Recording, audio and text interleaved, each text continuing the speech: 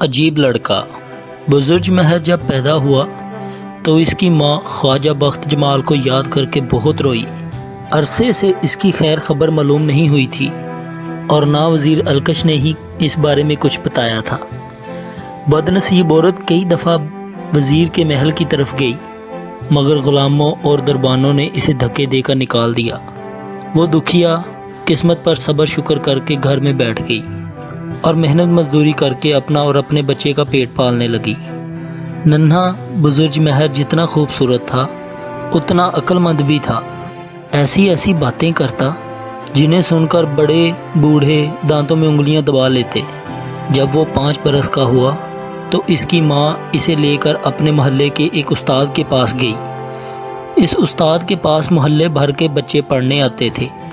ایک زمانے میں بزرگ مہر کے باپ خواجہ بخت جمال نے اس استاد کو پڑھایا تھا اور یہ بات بزرگ مہر کی ماں کو معلوم تھی۔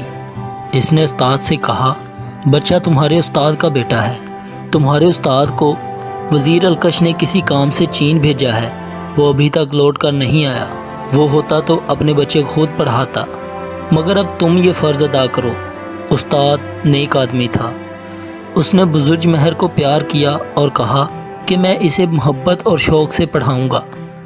اس کے بعد بزرگ مہر روزانہ استاد کے پاس پڑھنے کے لیے جانے لگا اور چند روز کے اندر اندر تمام بچوں سے آگے نکل گیا۔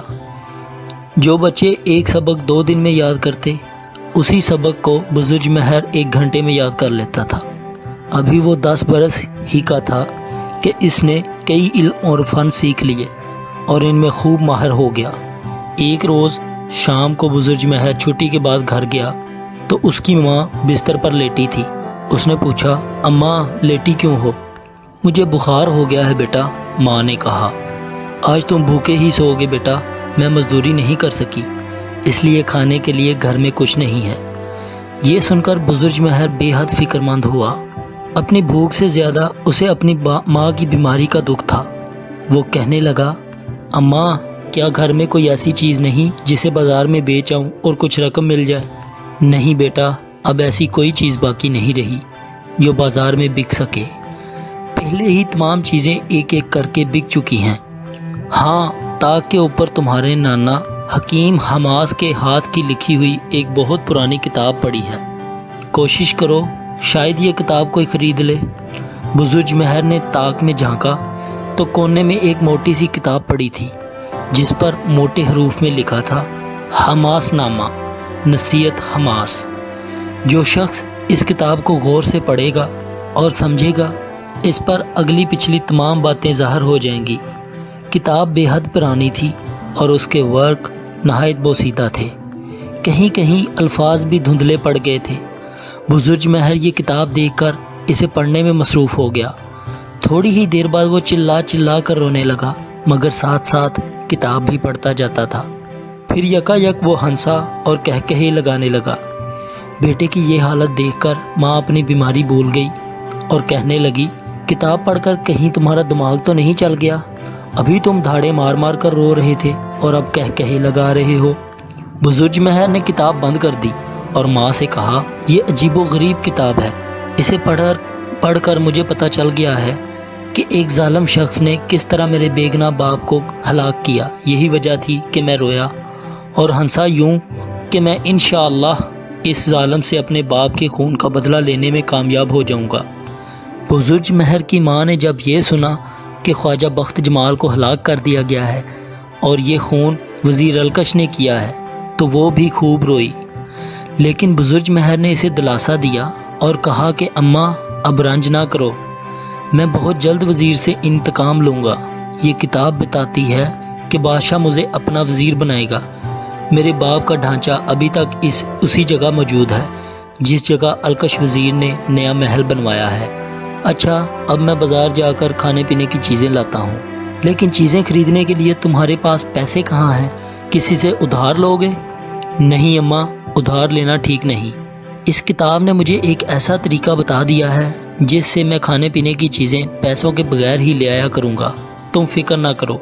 اور اپنی والدہ کو حیران پریشان چھوڑ کر بزرگ مہر گھر سے نکلا، سیدھا بنیے کی دکان پر گیا اور کہنے لگا، تم مجھے پہچانتے ہو؟ ہاں، بنیے نے جواب دیا، تم خواجہ بخت جمال کے لڑکے ہو۔ وزیر نے میرے بے گناہ باپ کو قتل کر دیا ہے، بزرگ مہر نے کہا، اور میں اپنے باپ کا خون کا بدلہ لوں گا۔ دکاندار یہ سن کر حیران ہوا اور کہنے لگا، تم وزیر سے کیسے انتقام لوگے؟ وہ تمہیں بھی مروا دے گا۔ بزرگ مہر ہنسا اور بولا، وزیر میرا بال بھی بیکا نہیں کر سکتا۔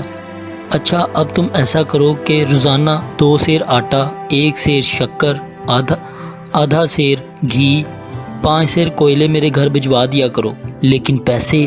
بنیے نے پوچھا۔ بزرگ مہر نے آنکھیں نکال کر بنیے کو گھورا اور کہا، تو مجھ سے پیسے مانگتا ہے؟ میں جانتا ہوں کہ ابھی پچھلے مہینے ایک کسان کئی 100 من گیہوں بیچنے کے لیے تمہارے پاس لایا تھا اور تو نے اس کو دھوکہ دے کر اس کی گیہوں پر قبضہ کر لیا، اور اگر یہ بات ابھی جا کر بادشاہ کی عدالت میں کہہ دوں تو وہ تیری بوٹیاں چیل کووں کو کھلانے کا حکم دے دے گا۔ بزرگ مہر کے منہ سے یہ بات سن کر بنیا تھر تھر کانپنے لگا۔ سچ مچ اس نے پچھلے مہینے ایک کسان کو دھوکے سے لوٹ لیا تھا اور اس کے سارے گیہوں پر قبضہ کر لیا تھا۔ وہ حیران تھا کہ یہ راز بزرگ مہر کو کیسے معلوم ہوا۔ ہاتھ جوڑ کر کہنے لگا، خدا کے لیے یہ بات کسی سے نہ کہنا، میں ہر طرح سے تمہاری خدمت کے لیے حاضر ہوں۔ جتنی چیزیں تم نے کہی روزانہ تمہارے گھر بھجوا دیا کروں گا۔ اب بزرگ مہر کسائی کی دکان پر گیا۔ وہ چھریاں اور کلہاڑے تیز کر رہا تھا۔ بزرگ مہر نے اس سے کہا، تم مجھے پہچانتے ہو؟ ہاں، تم خواجہ بخت جمال کے لڑکے ہو۔ کیا کام ہے مجھ سے؟ کسائی نے سختی سے کہا۔ اس کا خیال تھا کہ لڑکا یا تو گوشت ادھار لینے آیا ہے یا کچھ پیسے مانگے گا۔ بزرگ مہر نے کہا، تم روزانہ 1 سیر گوشت میرے گھر بھجوا دیا کرو۔ 1 سیر؟ کسائی نے حیرت سے کہا، اور پیسے کون دے گا؟ بزرگ مہر ہنسا اور کہنے لگا، ارے ظالم، تو مجھ سے پیسے مانگتا ہے؟ کیا بھول گیا ہے کہ پچھلے ہی مہینے تو نے بکریاں بیچنے والے ایک تاجر سے کئی 100 بکریاں خریدیں، اور جب وہ قیمت لینے کے لیے تیرے مکان میں آیا تو نے اسے مار کر اپنے مکان کی ایک اندھیری کوٹھڑی میں کاٹ دیا۔ ابھی جا کر بادشاہ سے کہتا ہوں۔ یہ سن کر قصاب کا تو دم ہی نکل گیا، ہونٹ خشک ہو گئے اور چہرہ زرد پڑ گیا۔ وہ حیران تھا کہ اس 10 برس کے لڑکے کو یہ بات کیسے معلوم ہو گئی۔ اس نے جلدی سے کہا، بیٹا مجھے معاف کر دو، میں 1 سیر کی بجائے 2 سیر گوشت تمہارے گھر بھجوا دیا کروں گا، لیکن تاجر کو مار ڈالنے کا قصہ کسی سے نہ کہنا۔ یہاں سے بزرگ مہر ایک یہودی صراف کے پاس پہنچا، جس کے بارے میں سارے محلے میں مشہور تھا کہ بے حد کنجوس اور بد دماغ آدمی ہے، اور اس نے بے انتہا دولت جمع کر رکھی ہے۔ وہ لوگوں کو سود پر قبضہ دیتا اور 10 روپے کی جگہ 20 روپے وصول کرتا۔ بزرگ مہر کو دیکھتے ہی دیکھتے وہ کہنے لگا، آؤ خواجہ بخت جمال کے بیٹے، کیا گھر کی کوئی چیز بیچنے کے لیے لائے ہو یا کچھ رقم ادھار چاہیے؟ لیکن یہ سوچ لو کہ میں سود دگنا وصول کرتا ہوں۔ بزرگ مہر نے کہکہا لگایا اور بولا، سنو لالچی بڈھے، میں نہ کوئی قیمتی چیز بیچنے آیا ہوں اور نہ سود پر روپیہ لینے آیا ہوں۔ اگر تم جان کی سلامتی چاہتے ہو تو روزانہ 100 روپے کی تھیلی ہمارے گھر بھجوا دیا کرو۔ یہودی یہ بات سن کر غصے سے لال پیلا ہو گیا اور اپنے ملازموں کو حکم دیا کہ اس بدتمیز لڑکے کو مار پیٹ کر یہاں سے نکال دو۔ ملازم بزرگ مہر کی طرف بڑھ ہی رہے تھے کہ بزرگ مہر نے صراف کے کان میں کہا، کیوں تیری شامت آئی ہے؟ ابھی بادشاہ کی عدالت میں جا کر کہتا ہوں کہ تو نے پچھلے مہینے 2 مالدار بیوہ عورتوں کا زیور دھوکے سے چھین لیا تھا۔ یہ سن کر یہودی صراف غش کھا کر گر گیا اور اس کے ملازم بزرگ مہر کو چھوڑ کر اپنے آقا کو ہوش میں لانے کی تدبیر کرنے لگے۔ چند لمحے بعد وہ ہوش میں آیا تو برسوں کا بیمار نظر آتا تھا۔